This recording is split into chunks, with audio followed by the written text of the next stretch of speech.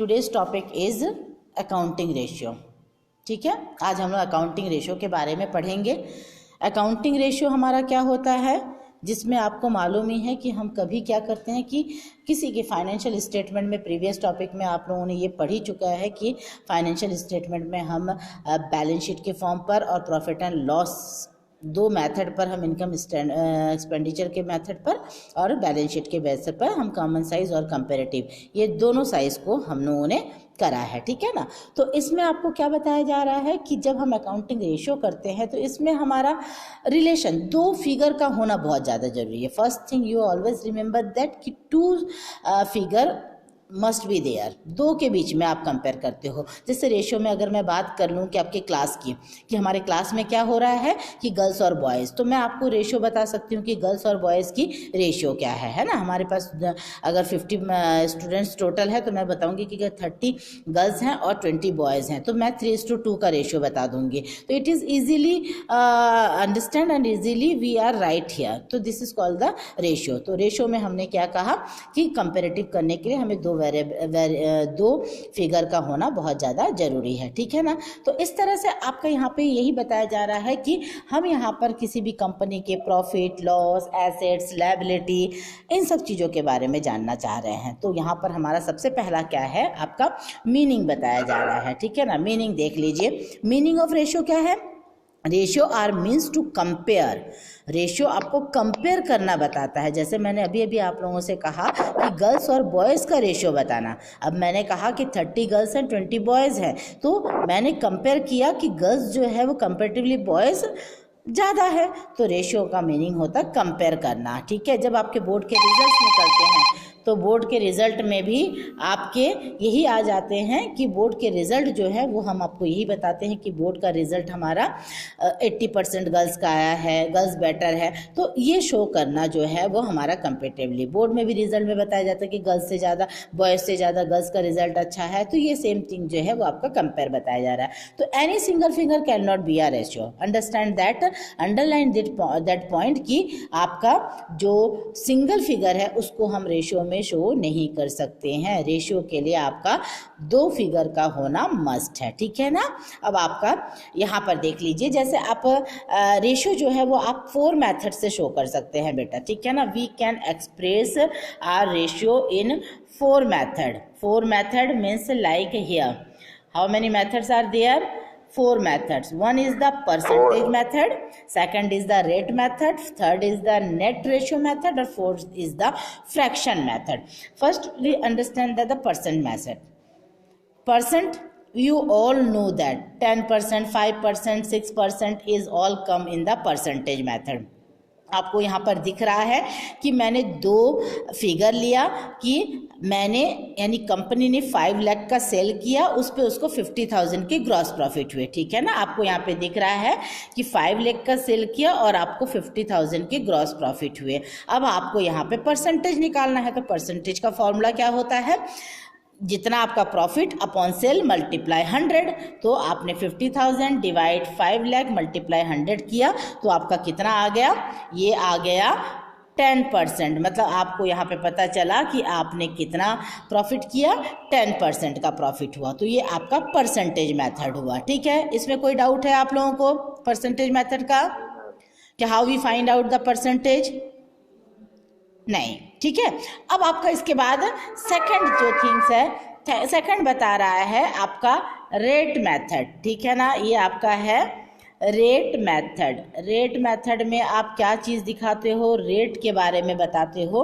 और रेट जो है वो आपका टाइम्स के आधार पर होता है कि इतना गुना, 10 टाइम्स, 5 टाइम्स, ये आपको कि कितना ज़्यादा आपके पास, कितने गुना आपके पास ये हो जा रहा है। तो ये जो 10% है, अगर मैं रेट मेथड में लूँगी तो मैं इसे 10 टाइम्स वर्ड यूज़ करूँगी कि मेरा प्रॉफिट जो है वो 10 टाइम्स है मेरे सेल्स का। ठीक है। ऐसे शब्दों का प्रयोग होगा तो हम इसे 10 टाइम्स के रूप में शो करेंगे। Okay. Next is the net ratio method. अब ये नेट रेशियो मेथड जो होता है वो आपके 2 आइटम्स को एक्सप्रेस करते हैं, जिसमें हमने बताया 5 लाख हमारा सेल है, 50,000 हमारा प्रॉफिट है। तो उसको हमने क्या किया, 5 lakh is to 50,000, 5 lakh is to 50,000, 10:1, जो मैंने अभी अभी आपको थोड़ी देर पहले बताया कि 30 गर्ल्स और 20 बॉयज़ हैं, तो मैंने 3:2 बताया। तो सेम हियर हमने क्या किया, यहाँ पर ये जो 10:1 है वो कैसे करके आया, कुछ आइडिया है कि 10:1 कैसे आया, कोई बताएगा? लक्की बताएंगे? क्या देखिए 10:1 कैसे करके आया, आपने पहले क्या किया, ये 50 और यहाँ पे 40 इतने दिख रहे हैं, तो कॉमन में कितना आया 440, आप इसके 40 काटिए, इसके 40 काटिए, तो बचा कितना 50 और 5 बचेगा, 50 और 5 बचा आपका, 50 और ये 5 बचा। जब 50 और 5 बचा तो आपने 5 के टेबल से क्या काटा, 5 1 जा 5 और 5 10 जा 50, तो इस तरह से आपका रेशियो 10:1 बना। ये अंडरस्टैंड हुआ? इस मेथड को हम नेट रेशियो मेथड कहते हैं। अब फोर्थ मेथड जो है वो हमारा है फ्रैक्शन मेथड, ठीक है। ये जो फ्रैक्शन मेथड है ये आप किस तरह से शो कर सकते हो, फ्रैक्शन में अपन बोलते हैं ना 2/3, 5/10, इस तरह से आप इसको 1/10 बोल सकते हो, यहाँ पर आप 1/10 लिख सकते हो, ये आपका फ्रैक्शन मेथड रहेगा, ठीक है। अब आप बताइए, इसमें किसी को कोई डाउट है तो पूछ लीजिए, इस पेज में कोई डाउट है? नो मैम, है ना? No ma'am. इसमें हमने आपको बस यही चीज बताया कि हमारे किस तरह से कैलकुलेशन हुए और किस तरह से हमारा फ्रैक्शन जो है वो आपका आया है, ठीक है ना, यही हमने आपको बताया है, ठीक। अब देखिए हमारा नेक्स्ट, जिसमें हम बता रहे हैं meaning of accounting ratio, meaning of accounting ratio, ठीक है। मीनिंग ऑफ अकाउंटिंग रेशियो का मतलब अभी अभी आपको मैंने रेशियो के बारे में बताया और यहाँ पर हम आपको अकाउंटिंग रेशियो के बारे में बात करेंगे। तो यहाँ पर भी आपका है कि 2 फिगर्स जो है वो इंटरडिपेंड होते हैं फाइनेंशियल स्टेटमेंट में, उसे हम अकाउंटिंग रेशियो कहते हैं, ठीक है ना। जैसे मान लीजिए हमारा 2 अकाउंटिंग रेशियो जो रहता है जिसमें हम कंपेयर करें, तो इसमें आपके 2 अलग अलग तरीके से आपको पता चल जाता है कि किस तरह का, जैसे सेल्स और नेट प्रॉफिट या टोटल सेल्स और डेटर्स के बीच का हमने रेशियो बताया। तो the relationship can not be between sales and debtors because there 2 are not related, ठीक है ना। हम सेल्स और डेटर्स के बीच में रेशियो नहीं बता सकते क्योंकि ये दोनों का रिलेशंस नहीं बन पा रहा है, तो हम उन्हीं दोनों के बीच में रेशियो बताएंगे बेटा जो एक दूसरे से रिलेटेड हो। हम एसेट्स के साथ लायबिलिटी का रिलेशन बता सकते हैं, हम शेयर होल्डर्स के साथ डिवेंचर होल्डर्स यानी डेप्ट का रिलेशनशिप बता सकते हैं, ठीक है। तो हम अकाउंटिंग रेशियो में उन दोनों के बीच में 2 फिगर तो चाहिए ही चाहिए, पर उन दोनों के बीच में भी आपका कॉम्बिनेशन बनना चाहिए, ठीक है ना, तभी जाकर के हम अकाउंटिंग रेशियो निकाल सकते हैं। अब आपका आ जाता है देखो टाइप ऑफ फाइनेंशियल एनालिसिस। अच्छा, एक बात आपको मैं बता दूं कि ये थ्योरी मैं इसलिए डिटेल में बता रही हूँ क्योंकि इस चैप्टर में से ज़्यादा मार्क्स के आपके थ्योरी आते हैं, याद रखिएगा। इस चैप्टर्स में ज़्यादा से ज़्यादा मार्क्स के थ्योरी आते हैं, तो आपको थ्योरी अच्छी तरीके से लर्न करने हैं। टाइप्स देखिए, फर्स्ट टाइप है इंटरफॉर्म यानी क्रॉस सेक्शन एनालिसिस। इसमें इंटरफॉर्म जो होता है, इसमें 2 फॉर्म के बीच में आप बात करते हो।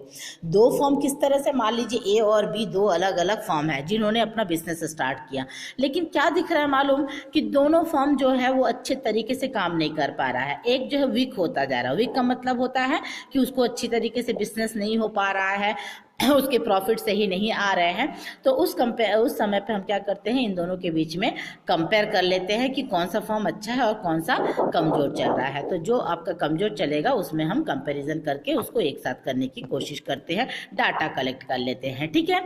सेकंड है टाइम सीरीज एनालिसिस। बेटा टाइम सीरीज एनालिसिस को अच्छे से पढ़ लीजिएगा, आपके क्वेश्चंस पूछा जाता है कई बार, what is the meaning of time series analysis, ठीक है, तो इसको टिक कर लीजिए।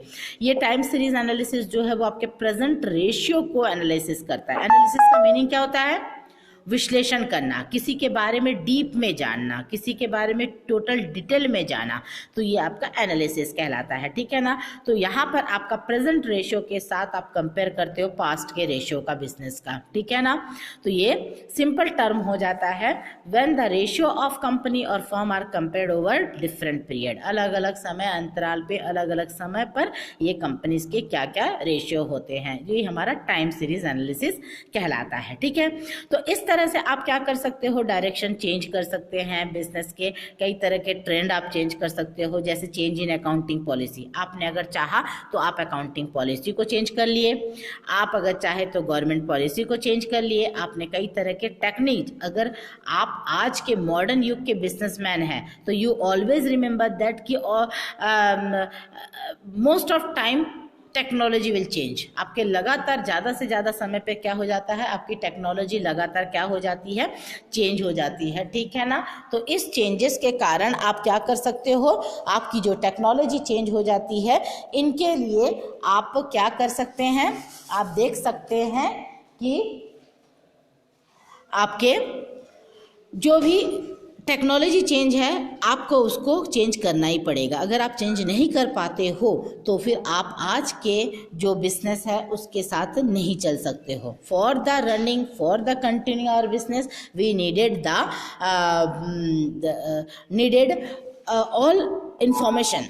हमें हमारे पास सारी इंफॉर्मेशन कलेक्ट करें। We always should kept in our mind. हमें हमारे दिमाग में हमेशा चलना चाहिए कि क्या गवर्नमेंट ने कोई पॉलिसी तो चेंज नहीं कर दी, क्या कोई टेक्निकल थिंग्स चेंज तो नहीं हो गया, क्या किसी तरह का कोई चेंजेस अकाउंटिंग पॉलिसी तो चेंज नहीं हो गई। क्योंकि अगर आप इस चीज़ को नहीं जानते हो then what's happen there, you may be suffered, आप सफ़र कर सकते हो, योर बिजनेस विल सफर, ठीक है। So for that you needed that time series analysis. ये समय के साथ आपको बदलाव के बारे में जानकारी देता है कि समय के अनुसार आप फॉर्म में जो चेंजेस आ रहे हैं उसको देखिए, जानिए और करिए, तब जाकर के आप आज के बिजनेस को प्रॉपर कर सकते हो, ठीक है। नेक्स्ट है बेंचमार्क। ये जो बेंचमार्क है वो आपको बताता है कि गुड और बैड का सिंबल देता है कि आपका प्रोडक्ट सही है, आपके प्रोडक्ट का स्टैंडर्ड सही है कि नहीं है, ठीक है ना। तो ये जो बेंचमार्क है वो आपके 3 पैटर्न पे बताया जाता है। एक है पास्ट रेशियो, सेकंड है रेशियो ऑफ सिमिलर फॉर्म और थर्ड है रूल ऑफ थंब, ठीक है ना। ये 3 तरीके से आपको बताया जाता है। पास्ट रेशियो आपको बताता है कि प्रेजेंट ईयर में जो आप है इसके साथ आप पिछले साल के किसी भी ईयर का आप कंपेयर कर लिए कि प्रेजेंट में आपका कंपनी बेटर चल रहा है या नहीं। अगर प्रेजेंट में बेटर चल रहा है तो प्रीवियस में बेटर नहीं चला, तो आपने कंपेयर किया और आपने रीज़न फाइंड आउट किया कि आपका नहीं हुआ है।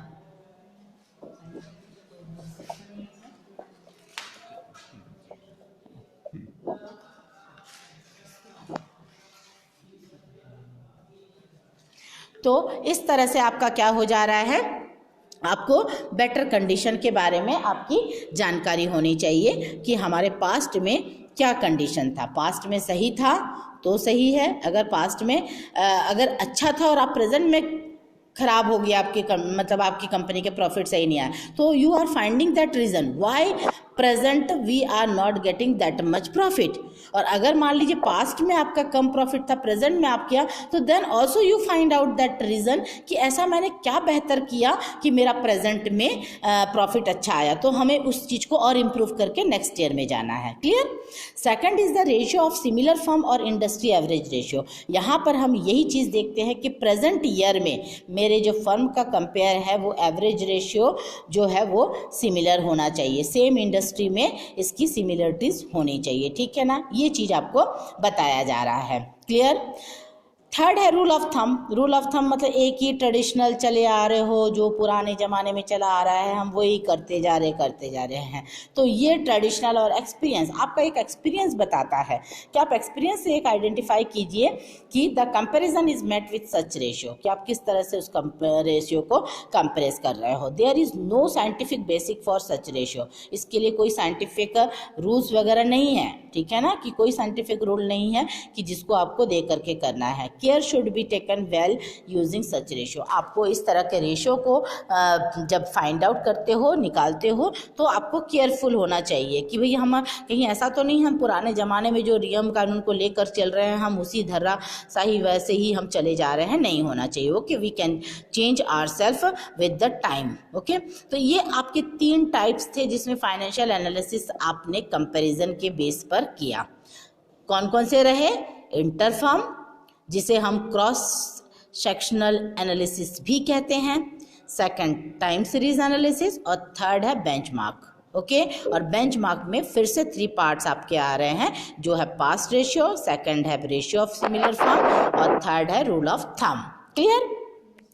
अब नेक्स्ट है ऑब्जेक्टिव्स। ऑब्जेक्टिव्स भी आपके बोर्ड में पूछे जाते हैं कि what is the objective of analysis accounting ratio. क्या उद्देश्य, हम अकाउंटिंग रेशियो कर रहे हैं तो किस पर्पस पे कर रहे हैं, क्या क्यों कर रहे हैं, हमारे पास किसी चीज़ का ऑब्जेक्ट होना चाहिए ना। आप भी स्टडी कर रहे हो तो आपके पास भी ऑब्जेक्टिव्स होने चाहिए कि व्हाई वी आर स्टडिंग, हम क्यों स्टडी कर रहे हैं, व्हाट इज आवर फ्यूचर, हमारा फ्यूचर क्या है जो हम स्टडी कर रहे हैं। तो इसमें आपको देखने के लिए ये है कि फर्स्ट आपका ऑब्जेक्टिव होना चाहिए measurement of profitability. Measurement of profitability का मतलब क्या हो जा रहा है कि आपको प्रॉफिट फाइंड आउट करना होता है, क्योंकि देखिए ये सिंपल सी बात है, चाहे आप कहो चाहे हम कहें, चाहे आप करो चाहे हम करें, हमेशा whenever we are started business then we think that getting more and more profit. Is that clear? तो लाभ कमाने के लिए ही आप करते हो। तो जब आप लाभ कमा रहे हो तो सबसे पहला है कि आपके लिए आप लाभ को मेजरमेंट करने की कोशिश कर रहे हो। ओके, सेकंड है knowledge of liquidity and solvency. अच्छा, मैं कई बार सॉल्वेंसी वर्ड के बारे में बात कर चुकी हूँ, क्या आप लोग बता सकते हो कि सॉल्वेंसी क्या है? हम सॉल्वेंसी किसे कहते हैं?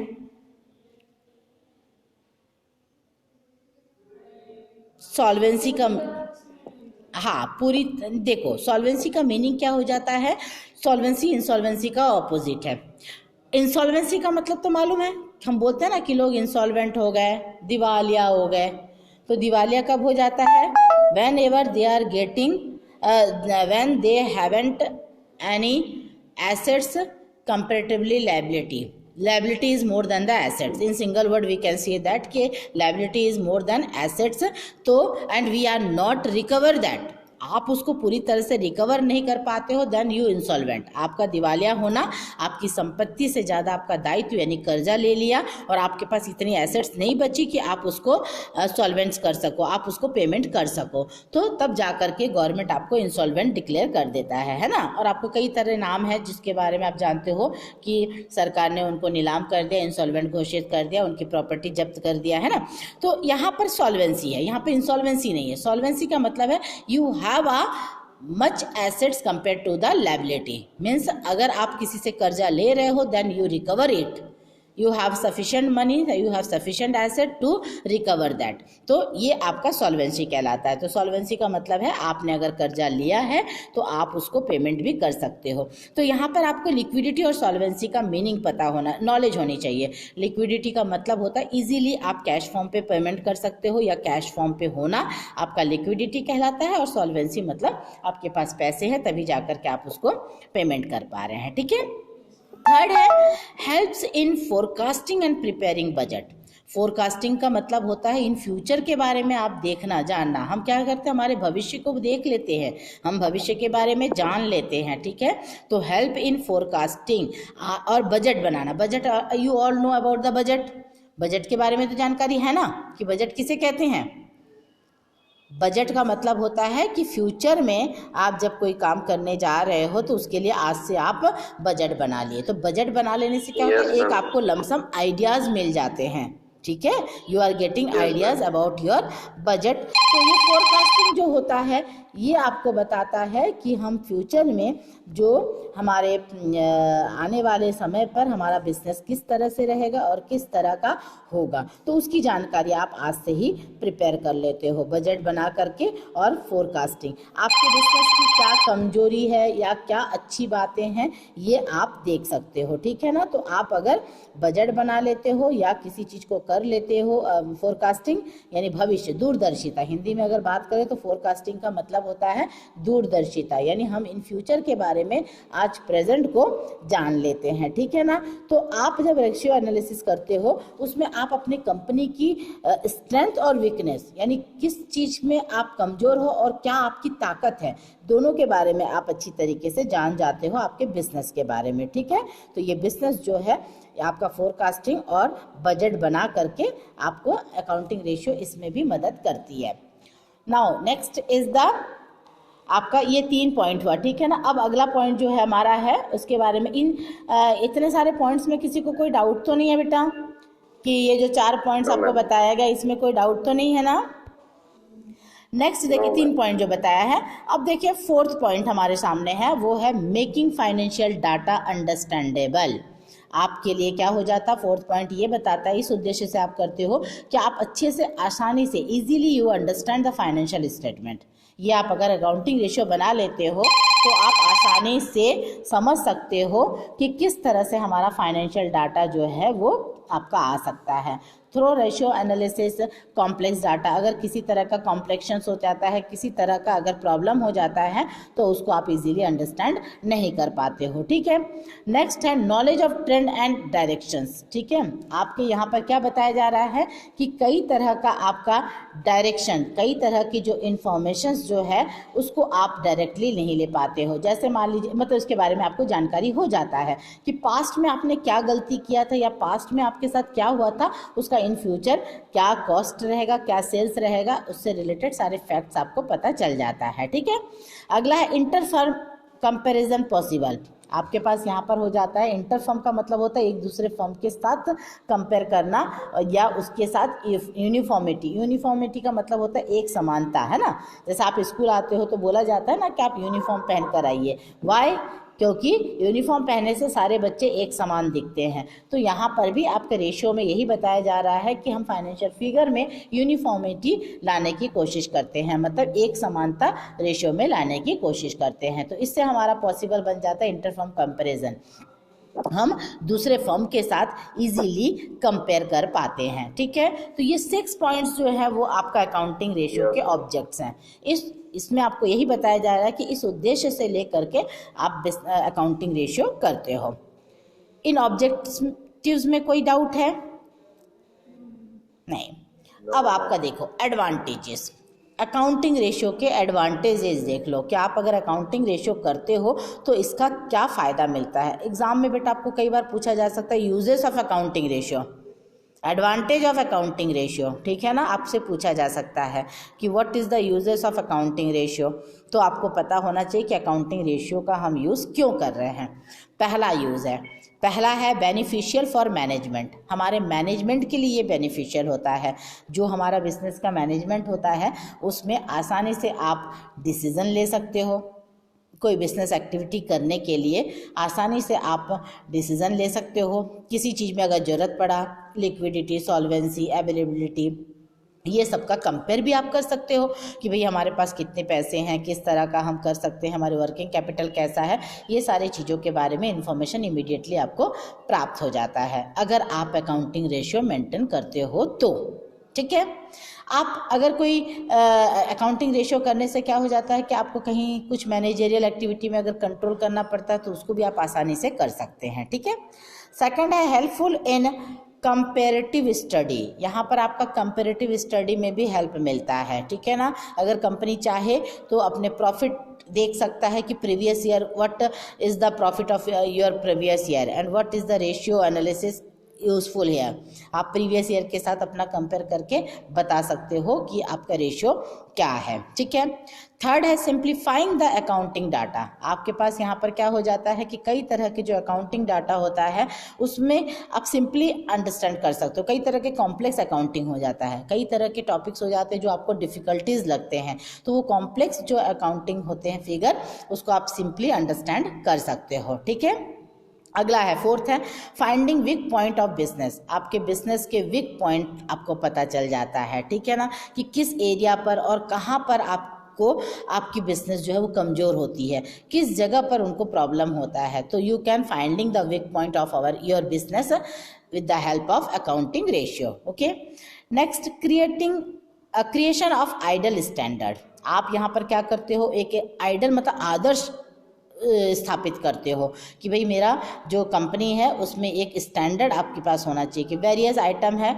और उस वेरियस आइटम पर आपका फाइनेंशियल स्टेटमेंट में क्या आपका आइडल है वो आपको यहाँ पर पता करते हो। ठीक है ना, और सेवंथ है फाइंडिंग आउट फाइनेंशियल साउंडनेस। यहाँ पर आप ये भी देखते हो कि रेशियो एनालिसिस से कितना प्रॉफिट है, क्या सॉल्वेंसी है, क्या लिक्विडिटी है, ये सारी चीज़ों को आप इजीली फाइंड कर सकते हो। You can find out easily with the help of financial soundness. Okay, okay, तो ये आपका अकाउंटिंग रेशियो के एडवांटेज है या यूजेस है, यहाँ ये आपका फ़ायदा है, ठीक है ना। अच्छा, एडवांटेज को आप मेरिट्स भी बोल सकते हो, कभी कभार एग्जाम में आपका पूछा जा सकता है मेरिट्स ऑफ अकाउंटिंग रेशियो, तो आपको याद होना चाहिए कि this is also called a merit, हम इसे मेरिट भी कहते हैं अकाउंटिंग रेशियो में। क्लियर। अब लास्ट टॉपिक जो यहाँ पर लास्ट तो नहीं है, यहाँ पर आपके लिमिटेशंस जो है यही आपके थ्योरेटिकल का लास्ट टॉपिक है। इसके बाद हमारा प्रैक्टिकल क्वेश्चंस के टॉपिक्स स्टार्ट हो जाएंगे। लिमिटेशंस कई बार पूछा गया है कि explain the limitations of accounting ratio. अच्छा, लिमिटेशंस मतलब क्या कमियां हैं, इसको हम डिसएडवांटेज भी बोल सकते हैं, डीमेरिट्स भी बोल सकते हैं, ठीक है।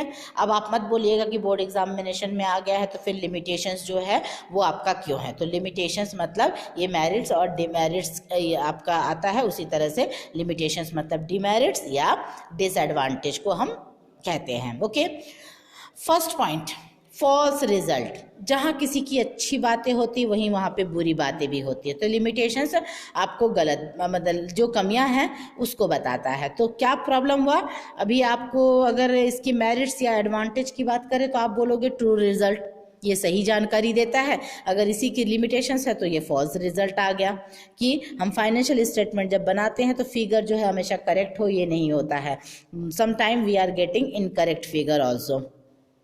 ये इसकी बुराई है कि एनालिसिस रेशियो जो है वो कभी कभार सही रिजल्ट ट्रूथ वर्ती नहीं होती है, दे आर फॉल्स ऑल्सो, ठीक है। जैसे एक एग्जांपल दे रही हूँ, बोर्ड एग्जाम के रिजल्ट निकलते बोलते कि अरे 80% रिजल्ट रहा, 79% रहा, 95% रहा, तो क्या हम और आप कैलकुलेट करने नहीं गए बेटा, ठीक है, हम और आप कैलकुलेट करने नहीं गए कि हमारा रेशियो कैसा है, हमारी रेशियो में मतलब आप कभी फाइंड आउट करने नहीं गए कि हमारी रेशियो जो है वो सही ढंग से चल रही है, मतलब सही है या गलत है, तो कभी कभार अंदाजे से भी इस तरह का रेशियो दे दिया जाता है, ठीक है ना।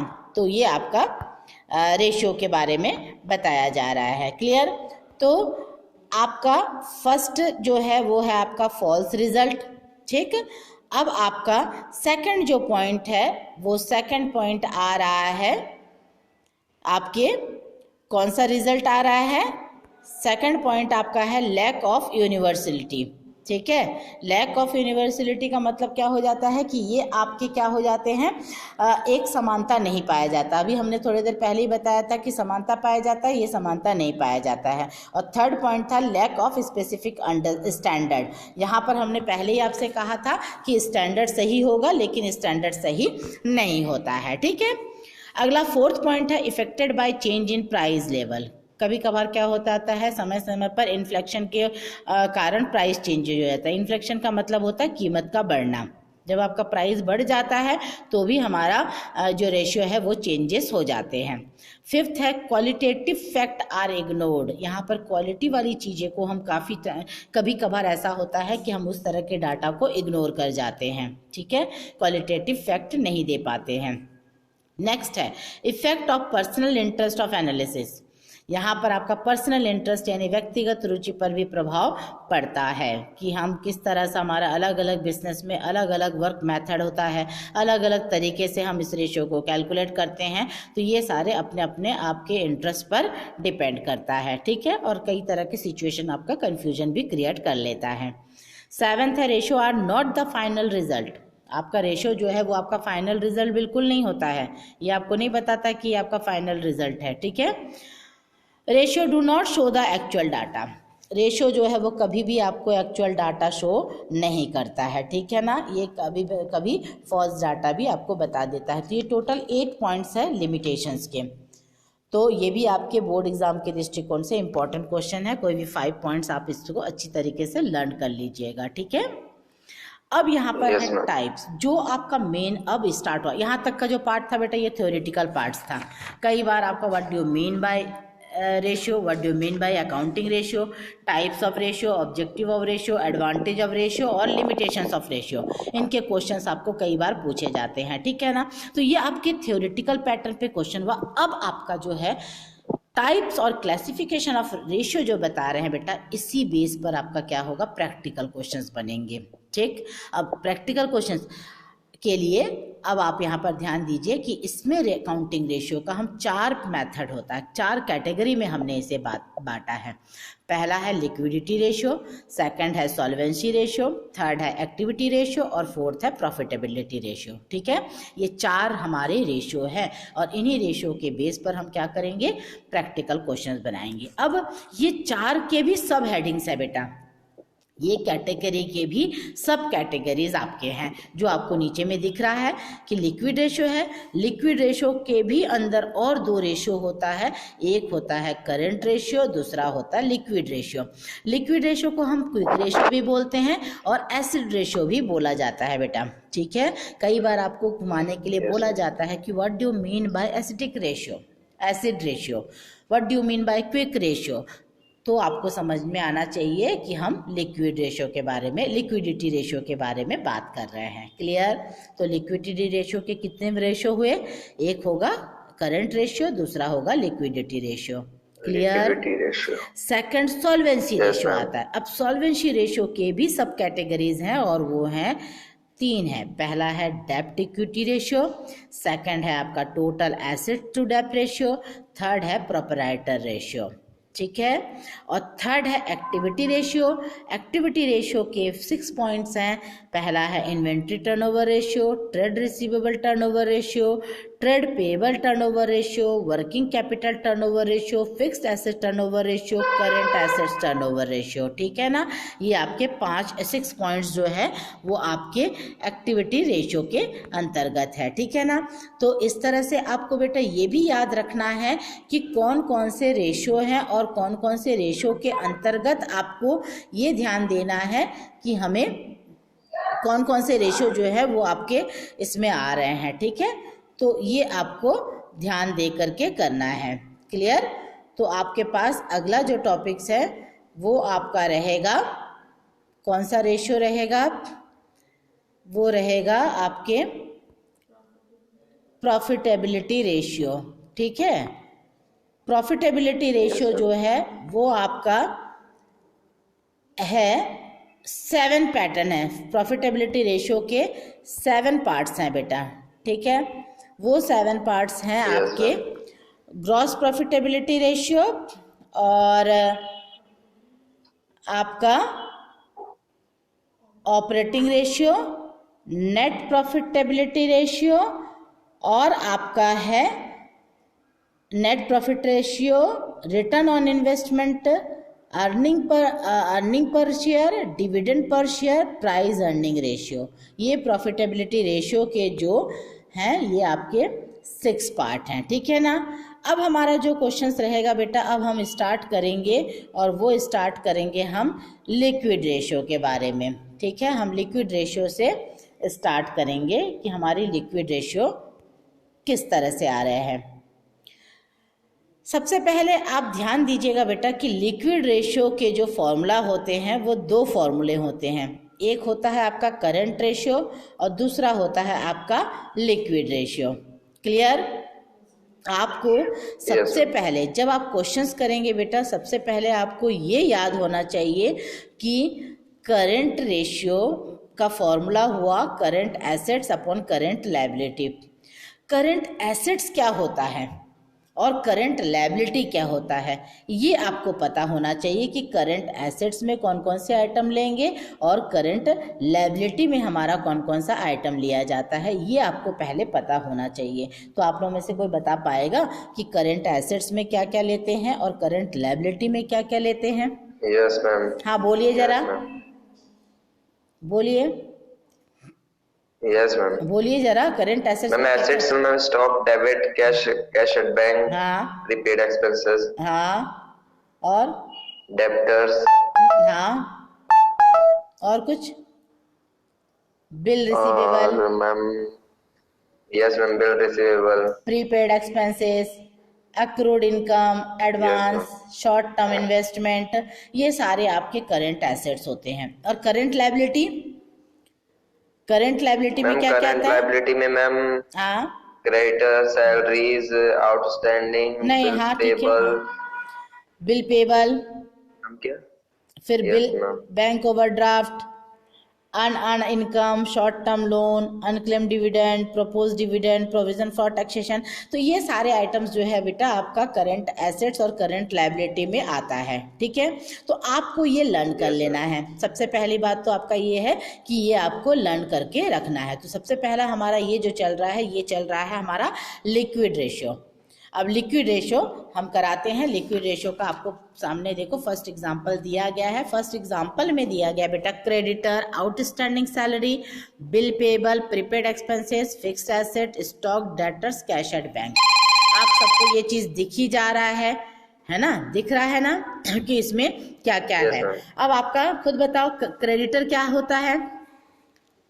करंट एसेट्स या लायबिलिटीज होती है। आउटस्टैंडिंग सैलरी मैम आउटस्टैंडिंग होती है ma'am liabilities. Bill payable liability. Ma'am bill payable होता है ma'am liabilities. Prepaid expenses assets. Ma'am debtors assets. हाँ, फिक्स्ड एसेट, ये फिक्स्ड एसेट्स ही है ना, ठीक है। तो एक बात जरा ध्यान देना कि फॉर्मूला में मेरा करंट एसेट्स लिखा है बेटा, तो करंट एसेट्स लिखा है मतलब आप फिक्स्ड एसेट नहीं लोगे इसमें, ठीक है। स्टॉक मैम क्या? फिक्स्ड एसेट्स इसमें नहीं लोगे क्योंकि हमारा फॉर्मूला जो है वो है करंट एसेट्स का। करंट एसेट्स में फिक्स्ड एसेट्स शामिल नहीं होता है, ठीक है। फिर है stock, debtors, cash at bank, ठीक है। अब आपका जो फॉर्मूला है उसमें आप देखिए, आपको दिख रहा है कि हम जो करंट एसेट्स है उस करंट एसेट्स में हमने क्या यूज किया है। आपको मालूम ही था कि करंट एसेट में प्रीपेड एक्सपेंसेस आता है, स्टॉक आएगा, डेटर्स आएगा, कैश एट बैंक आएगा। हमने यहाँ पे लिया है stock, debtors, cash at bank, prepaid expenses, ये वाली वैल्यू को पूरा प्लस कर लिया, आपके पास करंट एसेट्स आ गया। लायबिलिटी में आपको मालूम है हम क्रेडिटर लेंगे, आउटस्टैंडिंग सैलरी लेंगे, बिल पेबल लेंगे। हमने इन तीनों चीज़ों को जोड़ा तो हमारा टोटल करंट लायबिलिटी आ गया, ठीक है। बस इसमें एक आइटम छूटा है, वो छूटा है फिक्स्ड एसेट्स, ठीक है। तो मैंने अभी आपसे कहा कि फिक्स्ड एसेट्स हमारा करंट एसेट्स होता नहीं है, तो आपको ये लेना ही नहीं है, ठीक है। तो फिक्स्ड एसेट्स को आप छोड़ दोगे। तो इस तरह से करंट एसेट्स का टोटल क्या किया 4,50,000 और करंट लायबिलिटी का टोटल कितना आया 2 लाख आया। इन दोनों को जब आप डिवाइड कर रहे हो, एक चीज आप ध्यान दीजिएगा, आपको करंट रेशियो का जो आइडल रेशियो होता है बेटा वो होता है 2:1, ठीक है। करंट रेशियो का जो आइडल रेशियो होता है वो होता है 2:1 होता है, ठीक है। तो हम उस 2:1 के रेशियो को ध्यान देते हैं, लेकिन जरूरी नहीं है कि जब आप क्वेश्चन सॉल्व करो तो 2:1 ही आए, लेकिन आपको हमेशा ध्यान देना है कि जो आपका लायबिलिटी है वो 1 ही रहे। इसका मतलब आप क्या किए, ऊपर का 4 0 और नीचे का 4 0 काट दिए, तो आपके पास बचा 45/20 है ना। अब आप 20 से ही 45 का डिवाइड करोगे, ठीक है, क्योंकि 20 आपको लायबिलिटी 1 ही बताना है। लायबिलिटी आप 1 बताओगे और आपका जो एसेट्स है वो उस हिसाब से कैलकुलेट करेंगे। तो 20 से आपने 45 का डिवाइड किया तो 2.25 जो है वो आपका आंसर आया। तो 2.25:1 हमारा फाइनल आंसर रहेगा। 2.25:1 ये आपका फाइनल रेशियो रहा। जैसे आपको मालूम ही है कि हमारा आइडल रेशियो 2:1 होता है, लेकिन इसमें हमारा 2.25:1 आया, यानी कंपनी जो है उसके पास सफिशिएंट, उनकी पोजीशन अच्छी पोजीशन है, क्योंकि उसके पास लायबिलिटीज से भी ज़्यादा आपका एसेट्स है। हम ऐसे क्या कहते हैं कि एक लायबिलिटी है तो दुगना आपके पास एसेट्स होना चाहिए, यानी अगर आपके पास 10,000 का लायबिलिटी है तो 20,000 आपके पास क्या होना चाहिए, एसेट्स होने चाहिए, ठीक है, यानी 2:1 का रेशियो होना चाहिए। पर यहाँ पे 2.25 है, इसका मतलब आपके जो आइडल रेशियो है उससे भी ज़्यादा आपके पास एसेट्स हैं, यानी आपकी जो कंडीशन है वो बहुत ही अच्छे स्थिति पर आप हो। क्लियर? तो इस करंट रेशियो से रिलेटेड आपको कोई प्रॉब्लम तो नहीं है, ठीक है। इसमें कोई डाउट है तो पूछ लीजिए, नहीं है ना। मतलब आपका ये जो करंट रेशियो जो है वो इस तरह से आपका होगा। क्लियर? ठीक है।